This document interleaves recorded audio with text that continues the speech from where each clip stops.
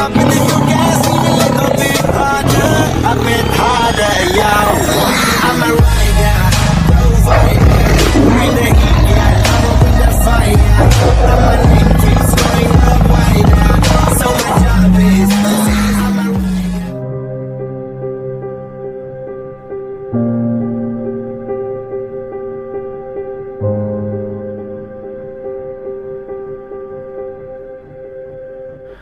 Pembahasan di malam hari ini kita akan menguak satu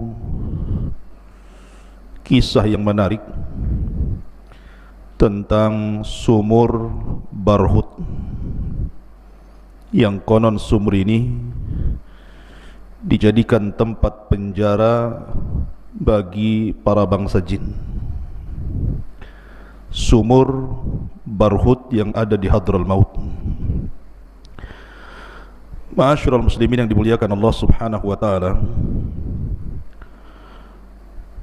kita tahu bahwa yang namanya sumur tentu penuh dengan air,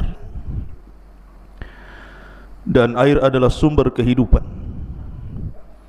Karena Allah Subhanahu wa taala berfirman, waja'alna al-ma'a likulli syai'in hayyin, dan kami jadikan air itu segala sesuatu bisa hidup. Tapi sumur yang ingin saya ceritakan ini adalah sumur kematian, bahkan tempat yang sangat menakutkan, sarang daripada jin dan syaitan. Sumur ini dikenal sebagai sumur Barhut, letaknya di Hadral Maut. Ma'asyiral muslimin yang dimuliakan Allah Subhanahu wa taala, bicara tentang sumur Barhut ini, sampai hari ini banyak orang yang meneliti sumur ini karena memang termasuk keajaiban dunia. Banyak orang yang berusaha menguak rahasia di balik sumur ini, karena sumur ini juga diperbincangkan oleh para ulama dari zaman ke zaman sampai hari ini. Karena ada riwayat yang mengatakan bahwa arwahnya orang-orang kafir itu setelah kematiannya maka mereka akan dipenjarakan di sumur Barhut Hadral Maut ini. Tetapi apakah seperti itu? Maka kita akan cerita tentang sumur ini dari dua sisi. Pertama, khurafat, yang kedua, hakikat. Ma'asyiral muslimin yang dimuliakan Allah Azza wa Jalla, sebelum saya bercerita tentang sumur ini, Al-Imam At-Tabrani meriwayatkan sebuah hadis dalam kitabnya Al-Mu'jam Al-Kabir, dan hadis ini dikatakan oleh Al-Imam Al-Haythami, rijaluhu thiqat, semua para perawinya perawi terpercaya. Dan Al-Imam Ibn Hibban rahimahullahu ta'ala mensahihkan hadis ini. Bahkan Al-Imam Ibn Hajar juga mengatakan ruwatuhu mawthukun, semua rawi-rawinya terpercaya. Dan Syekh Nasiruddin Al-Albani rahimahullahu ta'ala menghasankan riwayat ini. Hadis ini dari Abdullah ibn Abbas radhiyallahu anhuma. Nabi SAW bersabda, khairu ma'in ala wajhil ardi ma'u zamzam, fihi ta'amun minat tu'mi wa shifa'un minas sukmi, wa syarru ma'in ala wajhil ardi ma'un biwadi Barhut baqiyatu hadral mauta karijlil jaradi minal hawami yusbihu yatadaffaq wa yumsila balala biha. Kata Nabi SAW dari Abdullah ibn Abbas radhiyallahu anhuma, sebaik-baik air di atas permukaan bumi ini adalah air Zamzam, karena di dalamnya mengandung zat yang dapat mengenyangkan dan obat dari banyak penyakit. Begitu juga sejelek-jeleknya air di atas permukaan bumi adalah air dari sumur Barhut yang terletak di Hadral Maut, seperti kumpulan belalang yang di pagi harinya sumur tersebut memancarkan air, kemudian pada sore harinya mengering dan tidak terdapat bekas basah apapun di dalamnya. Dalam hadis ini tersebut kalimat sumur barhut. Dari hadis ini Al-Imam Asy-Syafi'i ataupun mazhab Syafi'i disebutkan bahwa annal ma'al makruh thamaniyatu anwa. Dalam mazhab Syafi'i bahwa air makruh itu ada 8 macam. Artinya makruh digunakan untuk bersuci, wudu ataupun mandi besar. Yang pertama al-musyammas, air yang tergenang dalam drum kemudian terkena sinar matahari. Maka kalau berwudu dari air genangan yang terdapat dalam drum yang terkena sinar matahari, kata madhab Syafi'i makruh hukumnya. Kemudian wasyadidul hararah, air yang sangat panas sekali. Maka orang yang berwudu atau mandi jinabah dari air yang sangat panas makruh hukumnya. Yang ketiga syadidul burudah, air yang sangat dingin sekali. Kemudian yang keempat ma'u diyari Thamud illa bi'run naqah, air yang terdapat di negeri Thamud kecuali sumurnya untanya Nabi Allah Saleh. Kemudian yang kelima ma'u diyari qaumi Lut, airnya negeri Lut yang pernah diazab di negeri Sodom. Kemudian ma'i bi'ru barhut, dalam mazhab Syafi'i disebutkan air dari sumurnya barhut, itu dianggap makruh kalau orang berwudu atau bersuci di situ. Kemudian ma al-di Babil, air di negeri Babil. Kemudian yang terakhir ma'u bi'ri Darwan, air dari sumur Darwan. Sumur Darwan itu tempat Labid bin A'sam meletakkan buhul ketika menyihir Nabi SAW. Lah dalam mazhab Syafi'i bahwa 8 macam air ini makruh untuk bersuci ataupun mandi junub. Ingat, ini mazhab Syafi'i. Tetapi kaidah air itu kalau antum belajar fikih tetap mengacu kepada ijma' para ulama bahwa asal air itu suci dan mensucikan, kecuali kalau berubah warna, rasa, bau karena yang merubahnya najis.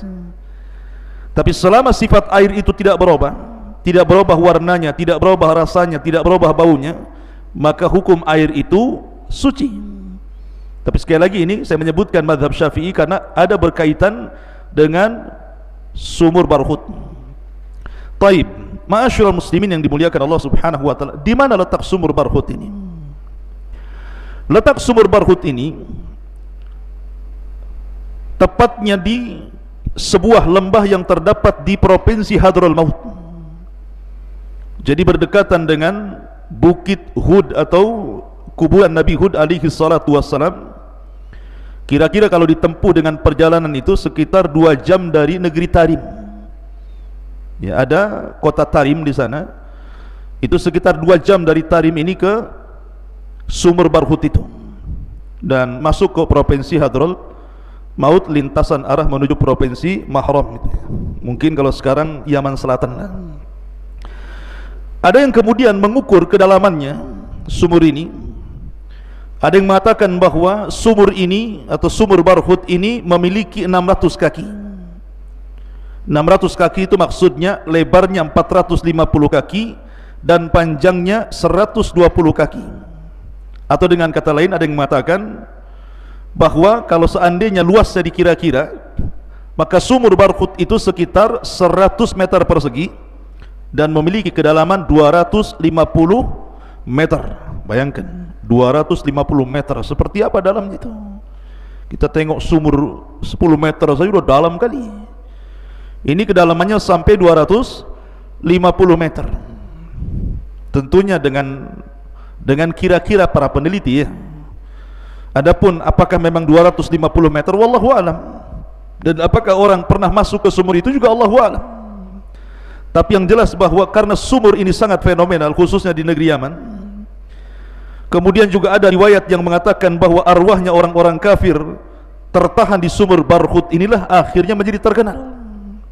Sehingga kemudian banyak khurafat-khurafat, cerita-cerita yang tidak jelas seputar sumur Barhut, tapi tetap saya akan ceritakan sehingga ketika antum membaca di internet atau mendengar orang yang berceramah tentang sumur Barhut, antum sudah tahu ini yang benar, ini yang enggak benar. Kemudian kenapa sumur Barhut ini disebut Barhut? Ada yang mengatakan bahwa dahulu raja jin itu, jadi apabila anak buah jin ini mereka membangkang dari titah perintah rajanya, maka mereka akan dipenjarakan.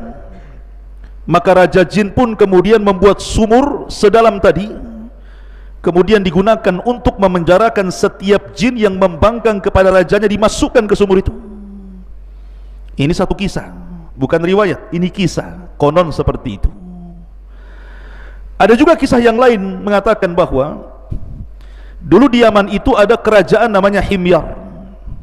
Ingat ketika kita menceritakan tentang Ashabul Ukhdud,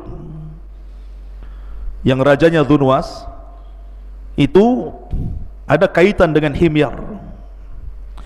Tetapi bukan yang dimaksud di sini kisahnya Ashabul Ukhdud, tidak.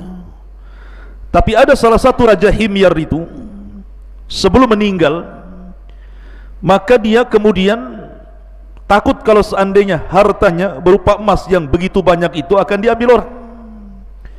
Akhirnya dia berkomunikasi dengan jin, bekerja sama dengan jin untuk menyembunyikan barang-barang berharga ini. Maka oleh jin dibuatlah sumur yang dikenal dengan Barhut itu tadi. Diletakkan emas-emas raja itu di sumur itu. Kemudian setelah diletakkan, raja pun Allah takdirkan meninggal dunia. Maka setelah raja meninggal dunia, sumur itu dihuni oleh jin, makanya disebut Barhut. Dalam bahasa Himyar, Barhut itu artinya Madinatul Jin atau Ardu Jin, kotanya jin atau negerinya jin, itu disebut Barhut dalam bahasa Himyar. Dengar kota jin saja menyeramkan, sangat menyeramkan gitu ya. Dan makanya kemudian banyak cerita-cerita khurafat di sini.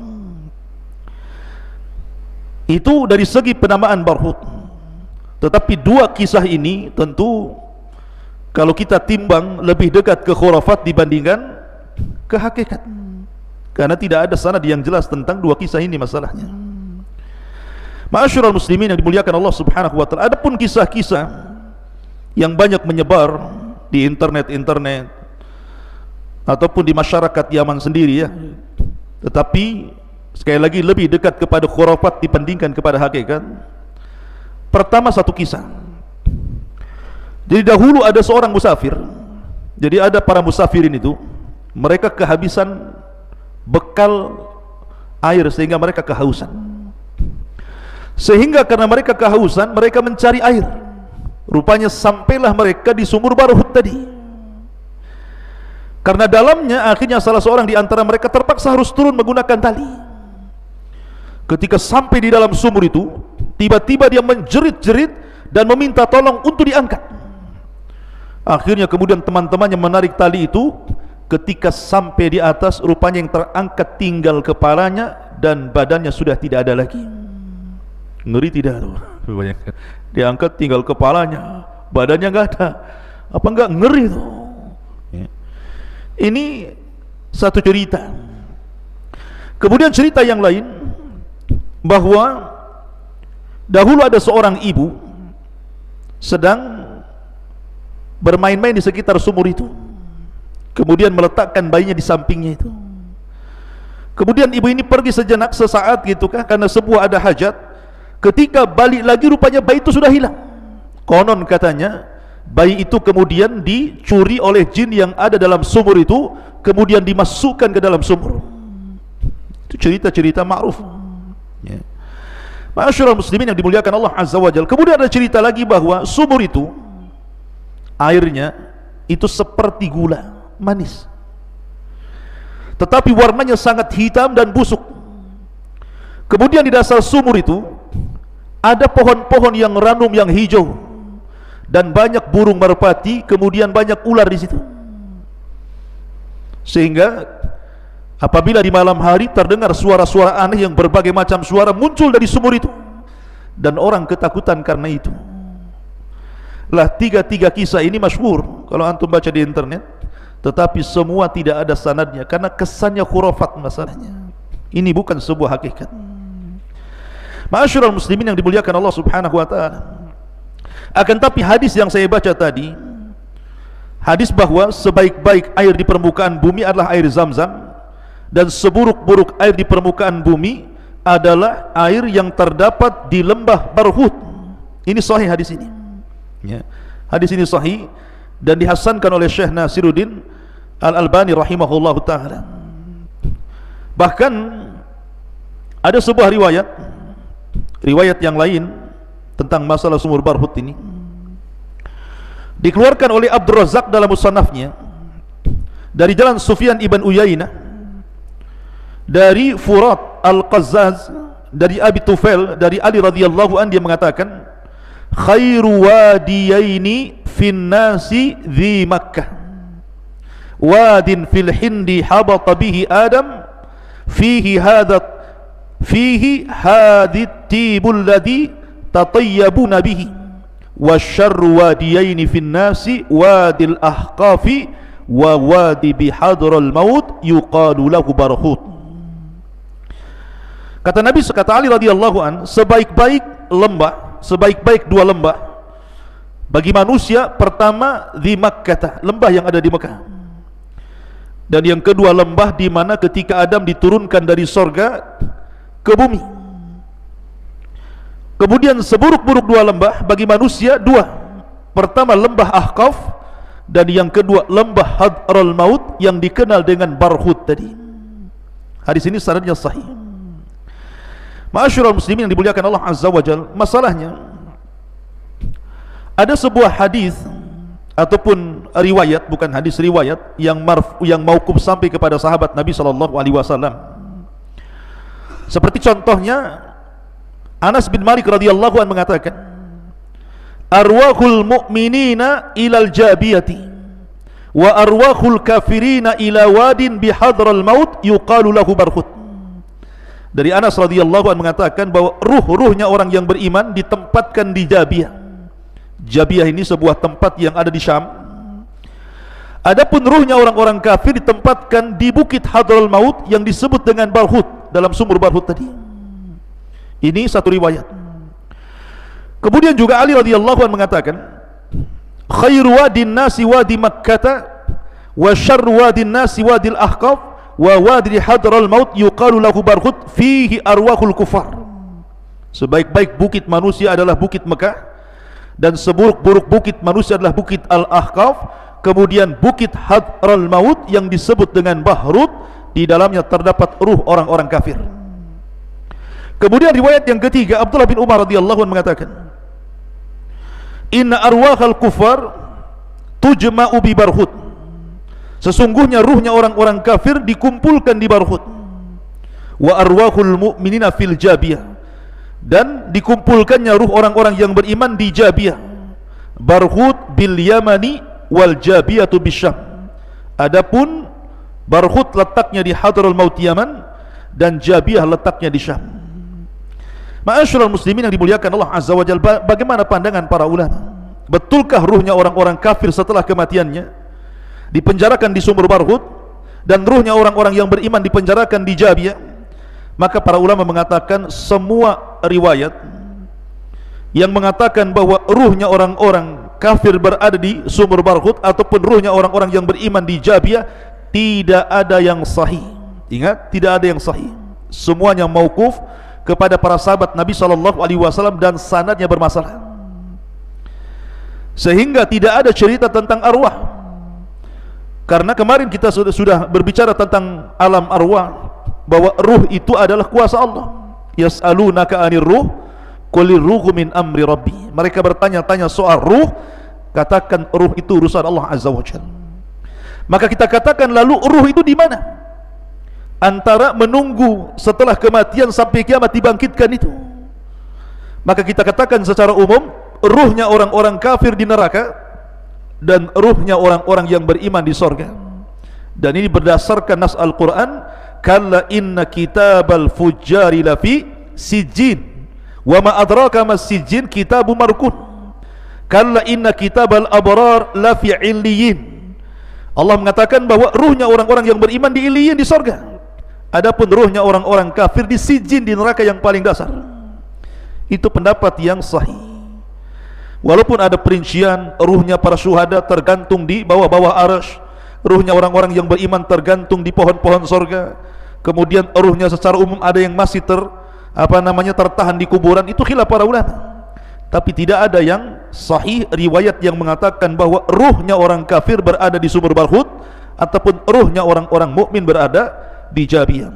Tetapi masalahnya sumur ini memang sumur yang menakutkan. Dibicarakan para ulama itu masalahnya. Saya akan sebutkan dua kisah. Dan kisah ini disebutkan oleh Imam Suyuti rahimahullahu taala dalam kitabnya Hikayat li Abi Umar Ahmad ibn Muhammad An-Naisabur. Jadi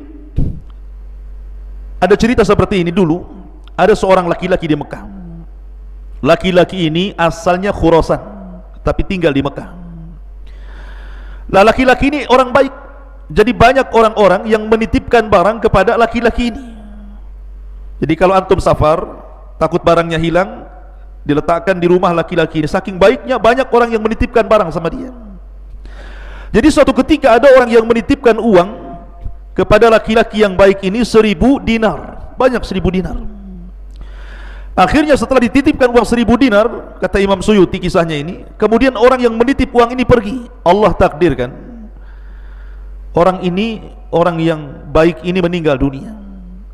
Masalahnya titipan yang 1000 dinar itu dia kubur di samping rumahnya dan tidak diberitahu anaknya. Akhirnya kemudian ketika orang yang ditipi uang ini datang bertanya soal uang 1000 dinar, kata anaknya, ayah saya sudah meninggal dan ayah saya tidak memberitahu di mana uangmu. Akhirnya kemudian orang ini pun berangkat ke Masjidil Haram bertanya kepada orang-orang atau para ulama yang ada di situ. Maka salah seorang ulama kemudian mengatakan kepada orang ini, pergilah tengah malam atau sepertiga malam ke sumur Zam-Zam.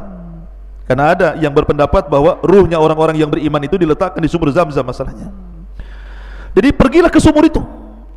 Kemudian kamu berteriak, panggil-panggil orang yang kau maksud itu. Barangkali ruhnya ada di situ. Tanyalah di mana hartamu. Kalau seandainya dia menjawab, maka kamu akan dapat hartamu. Tapi kalau kau tidak dapat jawaban dari sumur itu, pergilah ke Yaman, carilah sumur Barhut. Akhirnya kemudian dia berangkat ke sumur Zam-Zam tengah malam. Kemudian dia pun memanggil-manggil orang yang dititipi barang itu, tetapi tidak ada satupun jawaban. Maka dia teringat dengan nasihat para ulama bahwa dia harus pergi ke Yaman. Maka berangkatlah dia ke Yaman. Di Yaman itulah dia cari sumur Barhut tadi. Setelah dia ketemu sumur Barhut tadi, maka dia pun berteriak-teriak di sumur Barhut itu. Maka tiba-tiba kemudian ada jawaban bahwa ruhnya ada di situ. Tiba-tiba ruh ini mengatakan, waihaka ma anzalaka hahuna. Ya. Dia mengatakan, celaka engkau, kenapa kau sampai kemari? Ya. Maka orang ini mengatakan, waihaka waqad kuntu sahiba khairin, waqad kunta sahiba khairin. Bagaimana mungkin, kau kan orang baik, kenapa ruh ada di sini? Ini kan ruhnya orang-orang kafir di sini, kenapa kau ada di sini? Maka dia mengatakan, dulu aku punya kerabat di Khurasan, aku punya saudara di Khurasan, tidak pernah silaturahim, sampai kuputuskan silaturahim dengan dia, sehingga Allah mengadab diriku dan Allah letakkan ruhku di sini. Kemudian dia bertanya, kalau gitu di mana hartaku, mana uangku yang 1000 dinar itu? Maka kata ruh itu mengatakan, terletak di samping rumahku, galilah di sana, uangmu ada di sana. Akhirnya kemudian dia pulang ke Mekah dan mengambil uangnya. Ini kisah ini disebutkan oleh Al-Imam As-Suyuti dalam kitabnya Hikayat li Abi Umar. Lah kisah yang sama juga disebutkan juga oleh Al-Imam Ibnul Qayyim rahimahullahu ta'ala, dikeluarkan oleh Imam Ibnu Abi Dunya dalam kitab Al-Qubur. Nama kitabnya Al-Qubur, karya Ibnu Abi Dunya. Jadi dahulu ada seorang Yahudi. Yahudi ini baik, tetapi anaknya Muslim. Bapaknya Yahudi, anaknya Muslim. Dan orang Yahudi ini suka juga dititipi barang, sama dengan kisah yang pertama. Jadi ada seorang Muslim menitipkan barang kepada orang Yahudi ini. Allah takdirkan orang Yahudi ini meninggal dunia. Kemudian ditanya kepada anaknya, anaknya tidak tahu karena bapaknya tidak ngasih tahu, dan anaknya seorang Muslim. Akhirnya kemudian dia pun bertanya kepada seorang alim namanya Syuaib Al-Jubai. Syuaib Al-Jubai, kata Syuaib Al-Jubai, sebaiknya kamu datang ke sumur Barhut, cari ruhnya orang Yahudi itu di sumur Barhut itu. Berangkatlah dia ke sumur Barhut. Kemudian dia pun memanggil-manggil ruhnya orang Yahudi itu. Tiba-tiba ruhnya orang Yahudi ini bicara. Kemudian setelah bicara, dia bertanya soal di mana hartanya. Kemudian ruh itu memberitahu bahwa hartanya berada di bawah pintu rumahnya. Maka dia pun pulang menggali, rupanya hartanya ada di situ.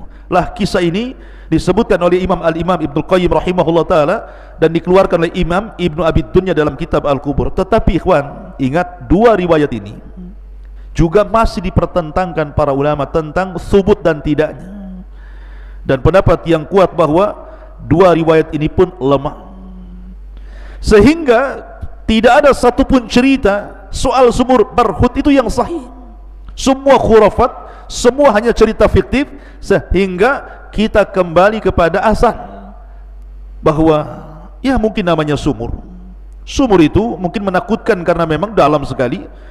Bahkan bukan hanya sumur Barhut, sumur-sumur manapun kalau sudah tidak ada, tidak dipakai lagi, tentu banyak jinnya di situ ya.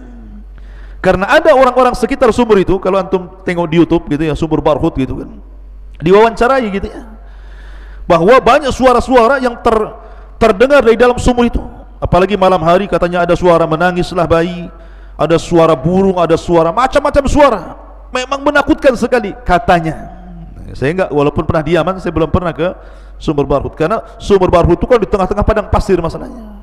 Kalau antum tengok di YouTube itu memang menakutkan sekali ya, bahkan termasuk dimasukkan oleh UNESCO itu sebagai keajaiban dunia gitu. Sampai hari ini diteliti itu oleh barat sama timur, itu diteliti itu tentang rahasia di balik sumur itu. Akan tapi ikhwata fillah yang dimuliakan Allah Azza wa Jalla, adapun tentang riwayat-riwayat seputar sumur Barhut, maka semuanya mauquf. Tidak ada yang sahih kecuali hadis Abdullah ibn Abbas radhiyallahu anhuma yang menceritakan tentang masalah sebaik-baik air adalah Zam-Zam dan seburuk-buruk air adalah air yang ada di sumur Barhut, karena memang warnanya hitam, kemudian sangat bau sekali sehingga tidak layak dikonsumsi ya. Dan memang sangat horor sumur itu. Tetapi kalau mamanya bicara tentang masalah ruh, maka sekali lagi bahwa riwayat-riwayat soal ruhnya orang-orang kafir berada di sumur Barhut, maka tidak ada yang sahih.